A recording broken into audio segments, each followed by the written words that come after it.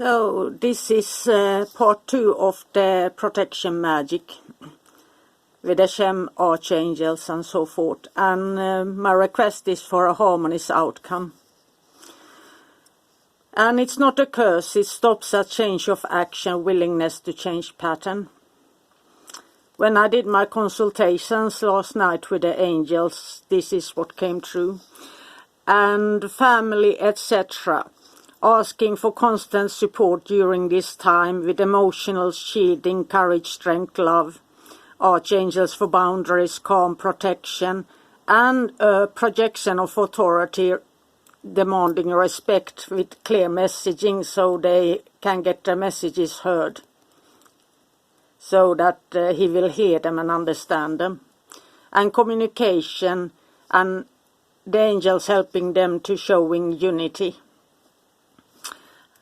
And the perpetrator or villain, there came this question, spirit attachments, or he might have been trying out something in his childhood or teens, or mental issues might come up. And the thing here is constraint against harming others physically, but there is something with a root cause here. And the goal is to get a wake-up call for the person. And it might end up with he feels the fear of what he has caused to others. Subconscious memories, dreams, emotions. Was he abused or cursed? And here came the prepare for spiritual combat. Came very clearly true, and root cause. So that is an extra layer to this. And then is the halt. And that is when, if he continues, he will find that drugs, alcohol, etc. don't give the same relief. And here's the constraint, and it's the way for the perpetrator here. When he's facing the shadow, not liking what he sees, feeling guilt if possible. Some people don't feel guilt, nagging consciousness. And here's one, the first effect, chance to change. Take a responsibility, seeking treatment. And if he proceeds and is not willing to change, that's when it gets into all those closing. And that's where you have to be prepared for growing irrational fears, acting up in public, threatening wrong people like a police officer, past crimes or wrongdoings haunting mind and memories. And there was also something that he might get obsessed with, gambling and other things, like changing appearance, isolating himself, wanting to move, travel, etc. And that he starts to act uneasy, nervous, feeling watched. And there was this thing that smashing mirrors, that he don't like what he see in real life. And there are two different ways, since magic is never certain. But what I'm trying to get is that if he makes a change,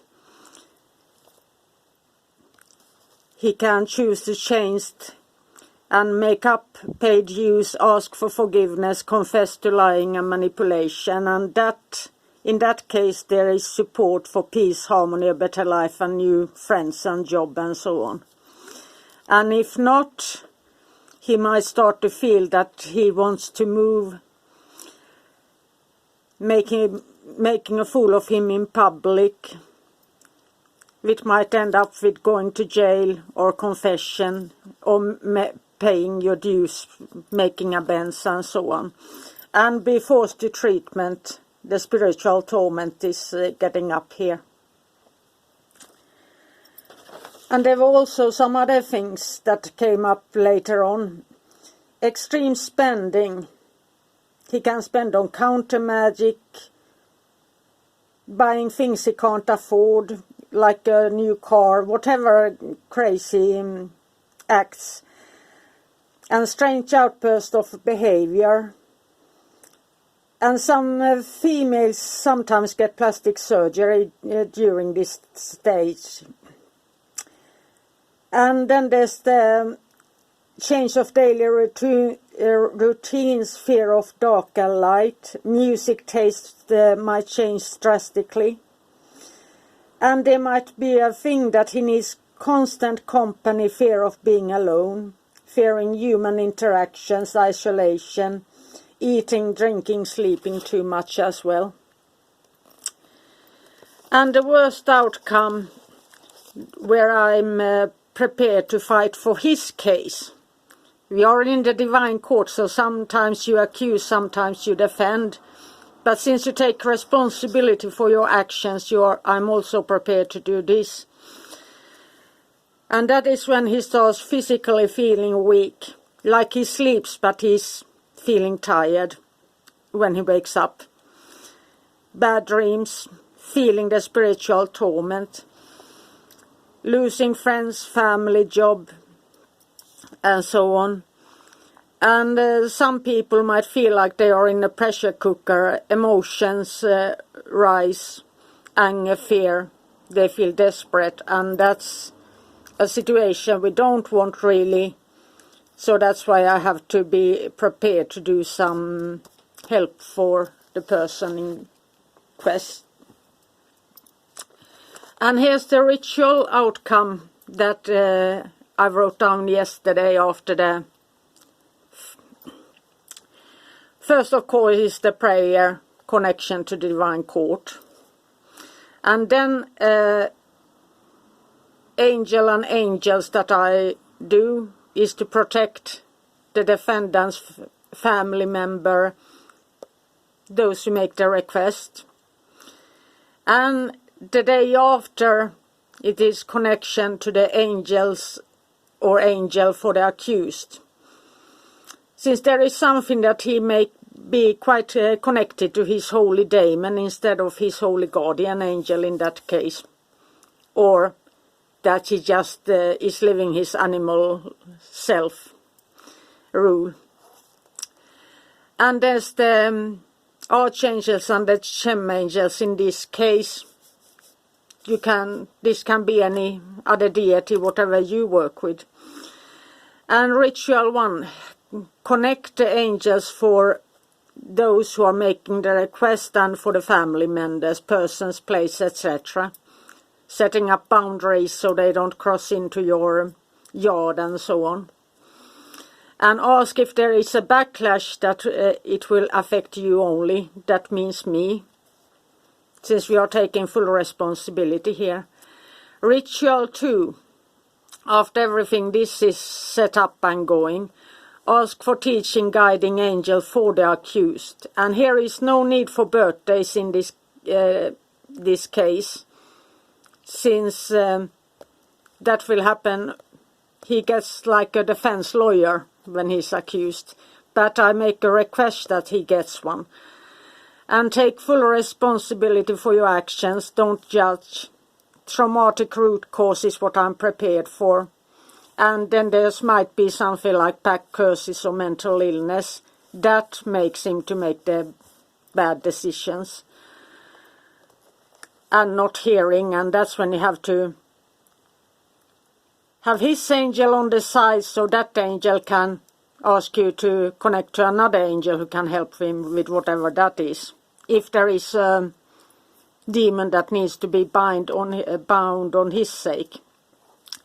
And all in place, protection and guidance, both sides. Then we go to ritual 3, proceed with full ritual. And then I complete for the needed days or weeks. And these rituals that I check in during the days are smaller and short. It's a constant check-in so that everything, if there is something to be connect or change something here, it will be done, but real angels are connected already here, but sometimes they might need some addition here. And when everything starts to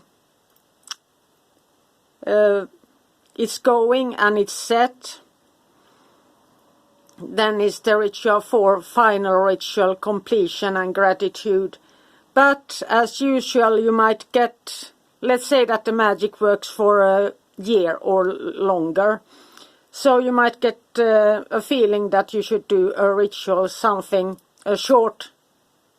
just a short call, make a request and let go, and those go on the fly, so there is no need, as long as you act upon it, there is no need for full ritual or anything.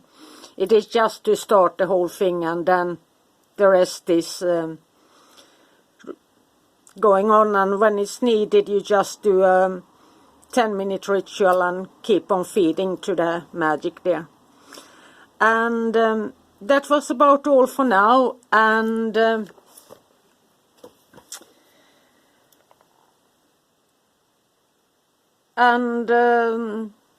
this is like if you create a talisman or something, but this is the most important thing, that you have the archangels around, surrounding. Then you might have the names of the people you protect and so on.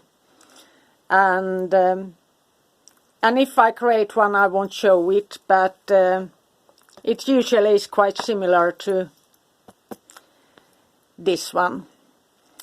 And this is what came through in yesterday's magic, so I will do one more consultation, reading up these and deciding on the angels today. So let's see what guidance I get today, and then I start. So it's so important to have the guidance and get everything right before you start, so that you are prepared to take the action that is needed for both parties.